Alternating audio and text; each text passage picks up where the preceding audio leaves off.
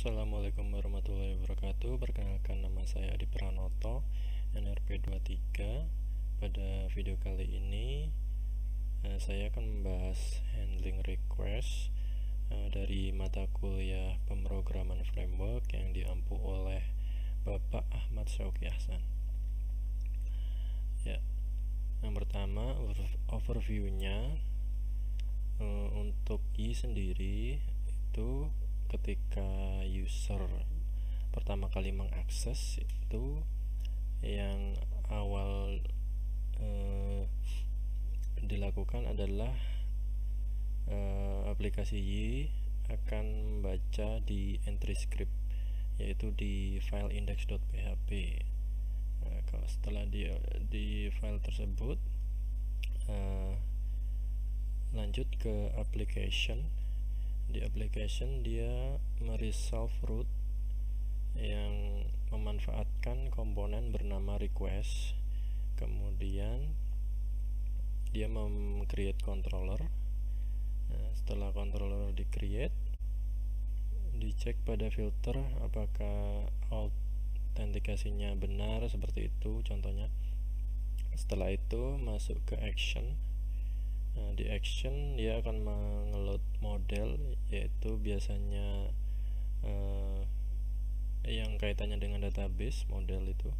Kemudian lanjut merender view, dia akan memanggil view ya, baru kemudian ditampilkan ke user. Oke, proses request. Setiap kali aplikasi Y menerima request akan melalui proses request. Setiap kali aplikasi Y menerima request akan melalui proses-proses berikut. Yang pertama, user membuat request ke entry script, yaitu di file index.php. Kemudian entry script memuat konfigurasi di file config.php dan membuat sebuah application instance.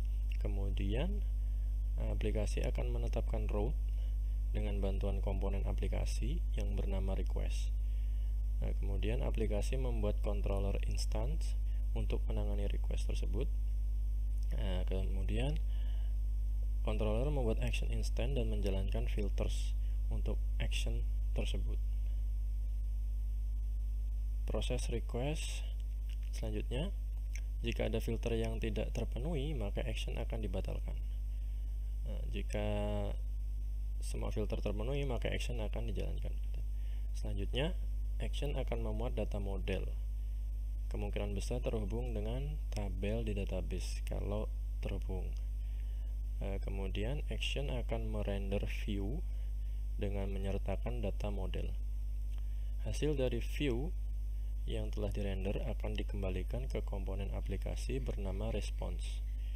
Kemudian komponen respon akan mengirimkan hasil proses render ke browser pengguna dalam bentuk HTML, CSS, dan client-side script lainnya. Kemudian bootstrapping.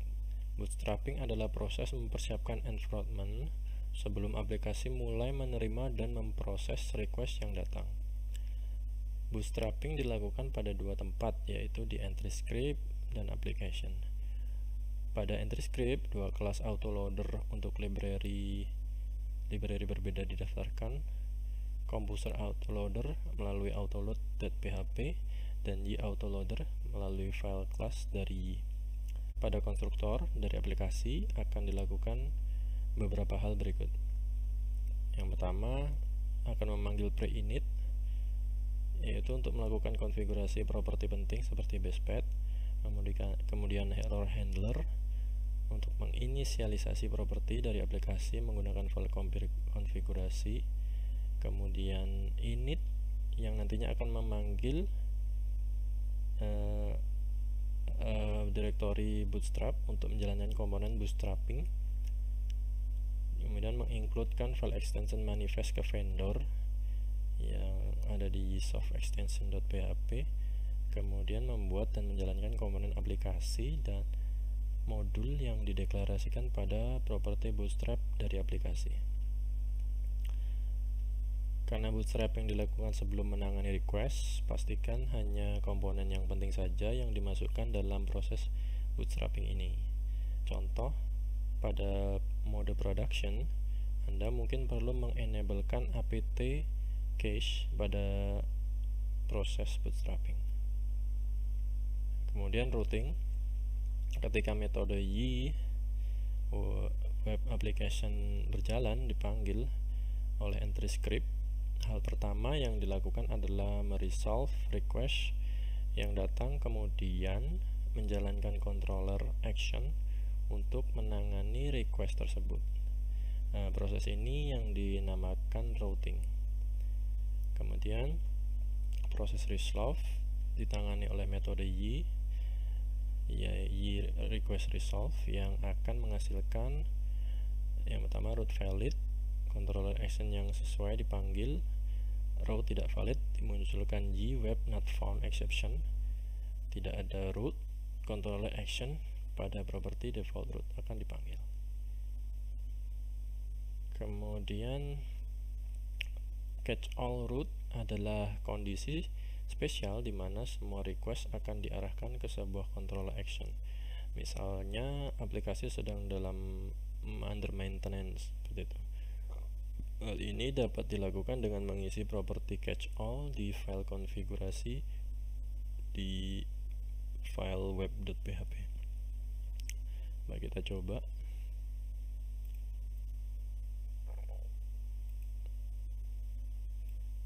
Nah, kita tinggal menambahkan catch all yang berada di file config.php. Kita simpan. Kita coba mengakses. Nah, dia akan diarahkan ke about, karena di sini saya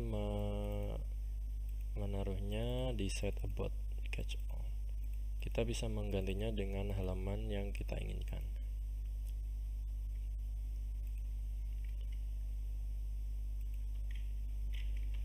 Baik, saya tutup lagi.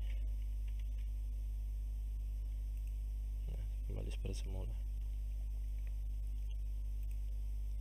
Kemudian request direpresentasikan dalam bentuk objek Y web request yang di dalamnya terdapat informasi seperti parameter dari request, HTTP header, cookies, dan lain-lain. Parameter dari request bisa didapat dengan memanggil metode Y web request get atau Y web request post yang akan mengembalikan nilai get ataupun post. Contoh seperti berikut. Untuk merequest get, untuk merequest ID, untuk merequest post namanya. Nah, Anda dapat melihat metode HTTP yang digunakan oleh sebuah request melalui fungsi seperti berikut. Nah, jika ada ayak seperti ini untuk requestnya. Kemudian informasi HTTP header dari sebuah request dapat diakses melalui properti Y web request headers. Contoh seperti ini. Kita buat variable accept yang kita panggil adalah ini get accept. Kemudian ini untuk melihat user agent dari browsernya. Anda juga dapat melihat hostname dan IP komputer melalui perintah seperti ini. User host maupun user IP. Kita akan coba pada view. Nah, di sini kita akan menampilkan informasi terkait user agent, yaitu informasi browser kita. Kita mengakses pegawai controller. Nah, kita tambahkan variable info, contoh kita isi seperti ini, y.2.2 app request user agent, kemudian kita masukkan variable info, kita kirim, kemudian di view, di elemen view ini kita tambahkan juga informasinya kita tampilkan di atas, misal seperti ini. Informasi kita tinggal echo info ya, sama seperti ini tadi. Kita coba. Nah, seperti ini akan muncul informasi browser kita.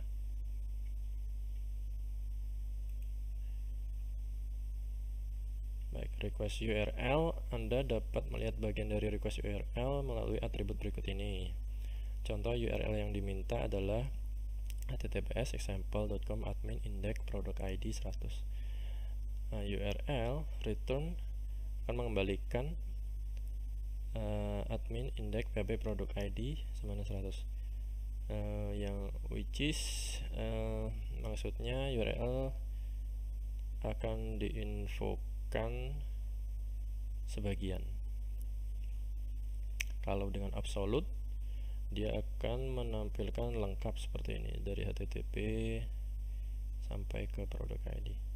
Kemudian host info mengembalikan host info di URL, path info, kemudian query string bisa digunakan seperti ini sampai dengan port.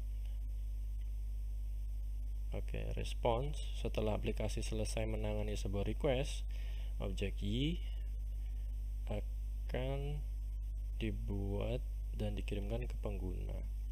Objek response ini berisi informasi seperti HTTP status code, HTTP header, dan body. Untuk menambahkan informasi pada HTTP header, Anda dapat lakukan dengan memanipulasi properti di file Y web response headers. Contoh seperti ini. Kita di variable headers kita ambil response header. Ya, seperti ini contohnya. Pada kasus sederhana, kita tidak perlu melakukan perubahan ataupun penambahan pada objek response ini. Aplikasi Y sudah membuat objek ini secara otomatis melalui return value dari controller action. Seperti ini contohnya. Kemudian session dan cookies. Pada PHP murni, session dan cookies dapat diakses melalui variabel global $_session maupun $_cookie. Pada Y, session dan cookies dikelola dalam sebuah objek kelas yang dapat diakses melalui variabel. Untuk session dapat diakses melalui Y app session. Nah, seperti ini contohnya. Untuk cookies bisa diakses melalui Y app request cookie dan Y app response cookie. Seperti ini contohnya. Baik, sekian. Terima kasih. Wassalamualaikum.